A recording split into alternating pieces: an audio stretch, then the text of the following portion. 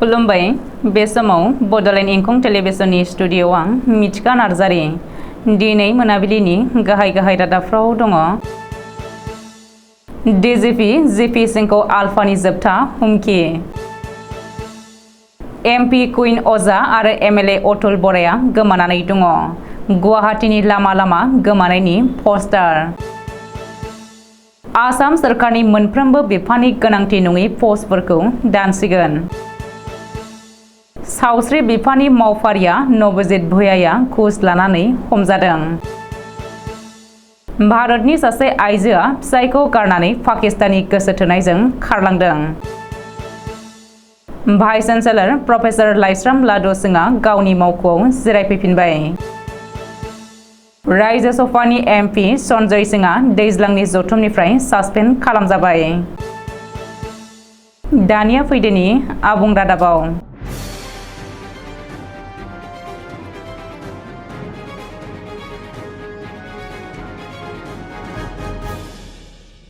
DGP जिपि सिंखौ Paresh Baruah दैदेननाय ULFA उदांनि हुमखि। आलफा उदांनि फोसावदिं नेहाथारि captain Rumel Asma सागान होनाय प्रेस बिबुंसार फोसावनानै आलफा उदाङा डिजिपि जिपि सिंखौ जोबथा हुमखि हरदों। दाय गैयै सरासनस्रा सुबुंफोरखौ आलफा उदांनि नंखाय दाय फोनांनानै एरेस्ट खालामनाय आरो इनकाउन्टार खालामनायनिफ्राय गोजानाव थानांगौ होननानै आलफा उदाङा जिपि सिंखौ हुमखि हरदों। मख'नो गोनांदि नोगोद 3 लाख रांजों लोगोसे तिनसुकियानि पुष्पान्जलि गगৈ मुंनि आलफानि मुङाव रां दाबिग्रा आइजोखौ डिब्रुगड़ पुलिसा हमनो हादोंमोन। बेनि अनगायैबो डिब्रुगड़आव हेमसेटिया मुंनि आलफानि सासे लिंकमेनखौ पुलिसा इनकाउन्टार खालामनानै जखम खालामदोंमोन। नाथाय पुष्पान्जलि गगৈ आरो हेमसेटियाया सानैबो आलफा उदांजों जेबो सोमोन्दो गैया होननानै प्रेस बिबुंसाराव दाबि खालामदों आरो बेनि गासैबो दायखौ डिजिपि जिपि सिंनो जाबसिनदों। बेखौबो मख'नो गोनांदि नंखाय दाय जाबसिनना हमनाय आरो नंखाय इनकाउन्टार खालामनाय बायदिखौ बन्द खालामनांगौ, नङाब्ला आसाम नागार। बेनो आलफानि जोबथा हुमखि होननानैबो प्रेस बिबुंसारनि गेजेरजों डिजिपि जिपि सिंखौ हुमखि हरदों। आसामनि सासे एमपि आरो सासे एमएलएआ गोमानानै दङ।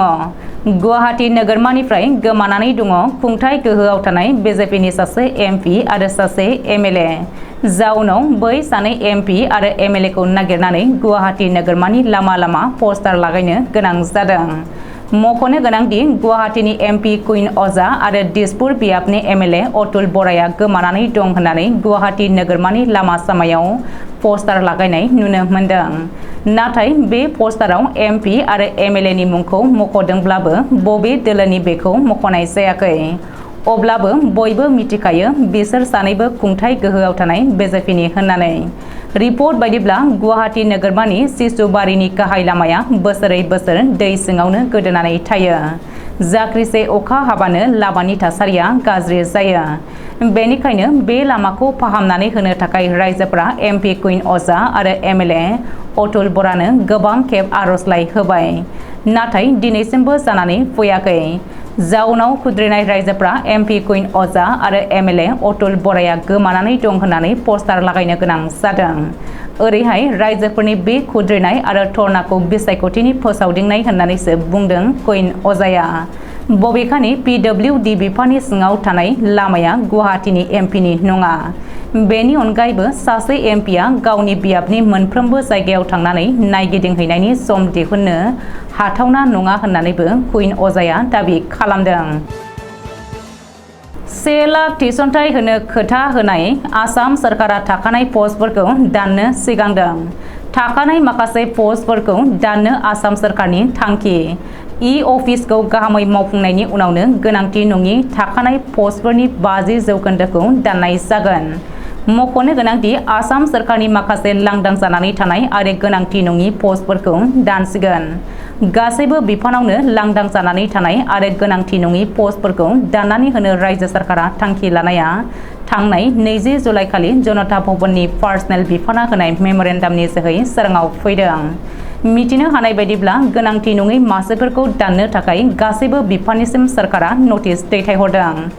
बे गोदान बिथांखि बायदियै अफिसआ मावफुंजानायनि उनावनो 4थि थाखो कम्पिउटार अपारेटर आरो 3थि थाखोनि माखासे गोनांथि नङि पस्टफोरा दानजागोन। आसाम सरकारनि पार्सनेल बिफाना जारि खालामनाय मेमोरेन्डामाव फोरमायथिनाय बायदिब्ला गोग्गो खुंथाय आरो गाहामै बेंनायनि बे गोदान जुगाव रायजोफोरनो साबसिन सिबिथाय होनायनि थाखाय आसाम सरकारा मावख'आरि खामानिफोरखौ बांसिनै साइन्टिफिक सिस्टेमेटिक आरो सम दिहुननानै होनायनि फारसे बांसिनै नोजोर होदों। अफिस आरो गुबुन सिबिथायफोरा आबुङै थिसनजायोब्ला थाखानाय माखासे मासिफोरा गोनांथि नङि जानानै फैगोन। बेनिखायनो रायजो सरकारनि गासैबो बिफाननि बैफोर गोनांथि नङि पस्टफोरखौ राङारि बिफानजों सावरायनानै दाननो थांखि लादों होननानै मेमोरेन्डामाव रोखायै मख'दों। नाथाय आसाम सरकारनि बे बिथांखिखौ माखासे थाखोआव हेंथा होनायखौबो नुनो मोनदों। 1 लाख थिसनथाय होनो खोथा होनाय सरकारा थाखानाय पस्टफोरखौ दाननो थांखि लानायखौ गोख्रों रावजों सावरायदों। सोरखारि मावफारियाफोरा घुस लानाय आरो जाख्ल'नायाव लोब्बा लाखिनायनि हेंथायै आसाम सरकारा गोख्रों राहा लागासिनो दङ। घुस लानाय आरो जाख्ल'नायाव लोब्बा थानाय सोरखारि मावफारियाफोरा सानफ्रोमबो हमजागासिनो। नाथाय जाख्ल'नायाव लोब्बा थानाय काराप्टेड सोरखारि मावफारियाफोरा दासिमबो गावनि आखुआव सोलायनाय लाबोनो हायाखै। बेनि गेजेरावनो आरोबाव सासे सोरखारि मावफारियाया घुस लानानै आखाइ दैखांनांदों होननानै खौरां मोनदों। सुलुङाव फोरमायथिनाय बायदिब्ला 20,000 रां घुस लाफुनाय समावनो भिजिलेन्स आरो एन्टि काराप्सन बिफाननि टीमा नवजित भुया मुंनि सावस्रि बिफाननि मावफारियाखौ हमदों। नवजित भुयाया नगाव जिल्लानि जइन्ट डाइरेक्टर अफ हेल्थ सार्भिसनि जुनियर एसिस्टेन्टमोन। बबेखानि सासे फिजिअथेरापिस्टनिफ्राय 20 रां घुस लाफुनाय समावनो भिजिलेन्स आरो एन्टि काराप्सन बिफाननि टीमा नवजित भुयाखौ एरेस्ट खालामदों। हादरनाङै सावरायजानाय सीमा हाइदरनि जाथाया सुग्लायनायनि सिगांनो बेबायदि रोखोमसे जाथाया जाबावदों। बे खेबाव पाकिस्तानी आइजोआ भारतआव फैयाखै।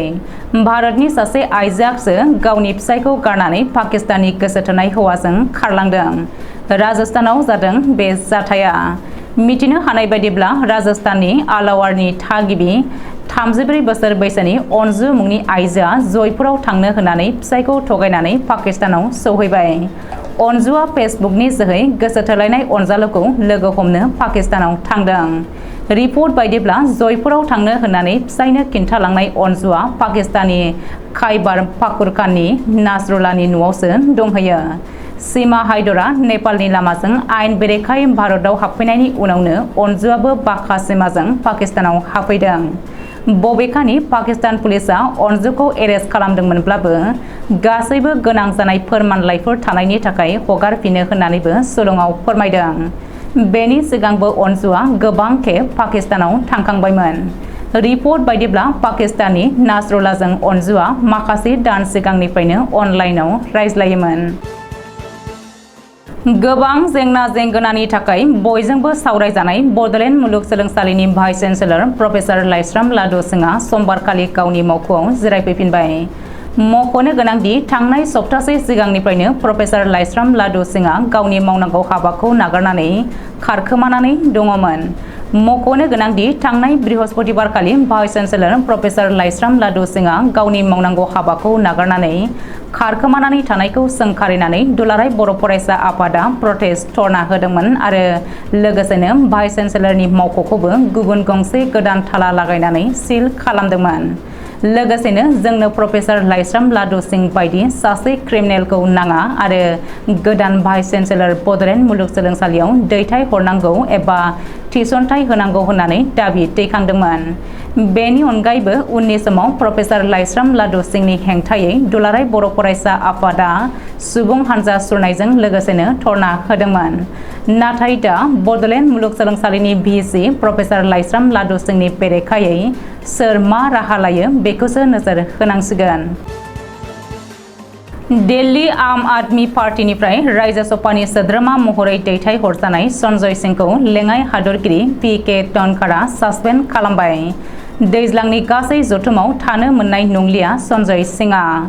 बांद्राय दावराव दावसि खालामबाय थानायनि थाखाय रायजो सभानि दैदेनगिरि मिरुनि फालांगि मन्थ्रि पीयूष गोयलनि खावलायनायाव सासपेन्ड खालामदों रायजो सभानि मासिगिरि एबा लेङाइ हादरगिरि पि.के. टनकारा।